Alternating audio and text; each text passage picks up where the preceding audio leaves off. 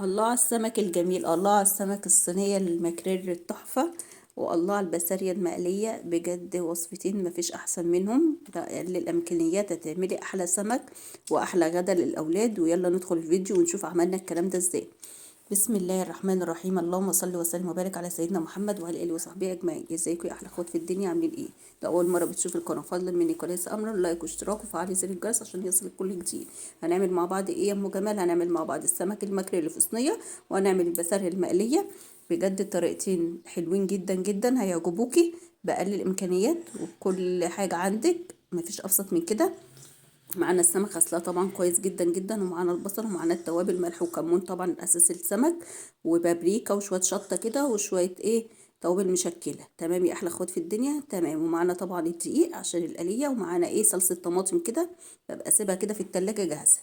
تمام. طبعا السمك انا غسلاه كويس جدا جدا، بالليمون والميه كويس قوي. ما برضوش احط خل عشان الخل بيخلي لحمه السمك تتهري شويه، فبلاش خل. تمام. طبعا اهوت وصفيته في مصفى.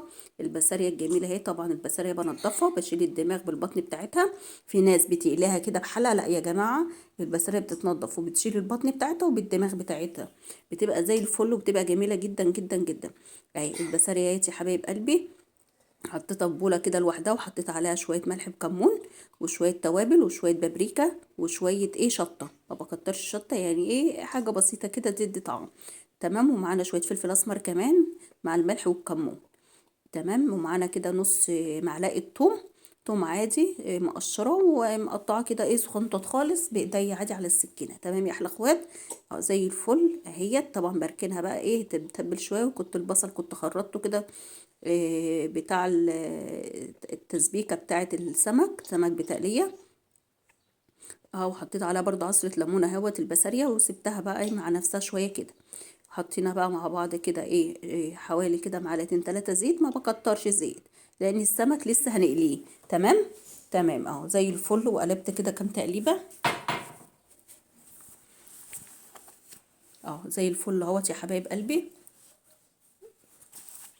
يا دوبك بس البصلة ايه تدبل، مش اكتر ولا اقل.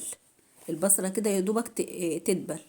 تمام. ونزلت عليها ايه بقى كده بالصلصة الطماطم. الصلصة طبعا دي جاهزة عندي في التلاجة اهي. وبدأت اقلب تقليبة برضو شوية كده مع بعض. إيه طبعا انت حابة تقطعي البصل مش باين زي كده، براحتك خالص. انا عن نفسي بحب البصلة تكون ظاهرة في قلب التقلية، خصوصا في التسبيكة بتاعة السمك ده، بتبقى طعمها حلو قوي، والبصلة بتبقى مسكرة وبتبقى طعمها حلو. معانا كده بقى طاسة كده، حطيت فيها كده شوية زيت حلوين كده مناسبين لقلية السمك. تمام. ما نكترش زيت، انتوا عارفين الزيت غالي جدا جدا الايام دي، نحط الحاجة معقول بقى. تمام يا احلى اخوات. اهو بدأت اول حاجة كده ايه، انا كنت هقلي السمك البسارة، فرجعت لا، قلت لا، ده انا هقلي السمك التاني الاول. انا بحب ايه، مش هقليه بمعنى القلية كاملة، لا، يا دوبك كده ايه، ياخد لون حلو كده عشان يبقى طعمه حلو قوي قوي في الصلصة. تمام. بدأت كده هو تحط السمك المكريل. طبعا كنت مقطعاه كده. السمك اللي هو الاصلي ده جميل جدا جدا، اللي هو المكريل ده في الصينية بيبقى طعمه تحفة. وطبعا بيتعمل في الصينية برضو كده بطريقة تانية ان شاء الله هنعملها مع بعض معاكم، انما دوت بالصلصة. اهو بدأت كده اضيف السمك كده في قلب الزيت. هو جميل قوي قوي اهو. ياخد يا دوبك تحميرة بسيطة، ما نكترش، يعني ما نحمرهوش للتسوية، لا، ياخد لون بس كده.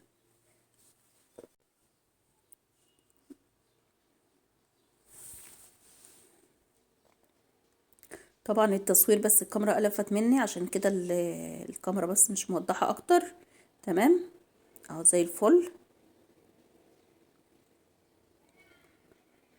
السمك طبعا حلو جدا جدا، خصوصا في الشتاء. اي نعم السمك غالي الايام دي، بس بيبقى حلو جدا يعني في الشتاء. اي نوع سمك حلو دلوقتي. بس احنا بنحب نغير كده، يعني مش هيبقى كل مرة شبار، او كل مرة مثلا بوري، او كل مرة، يعني بنحب ننوع كده في الاسماك. اه اهو زي الفل.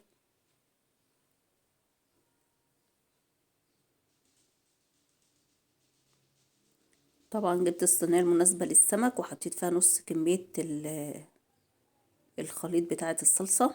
طبعا الصلصة كنت متبلها برضو بملح وكمون ببقية التوابل اللي كانت ايه فايدة من البسارية. تمام. طبعا اي سمك اساسه الملح والكمون، ده اساسي في اي سمك.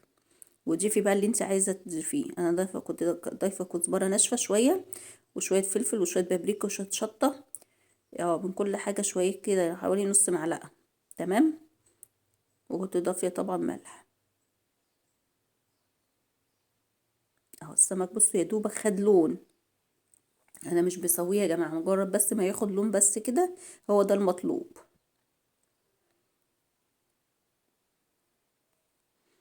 اهو هضفته كده في قلب الصينيه على طول. وبضيف بقى ايه نص الصلصه الاخير اهو.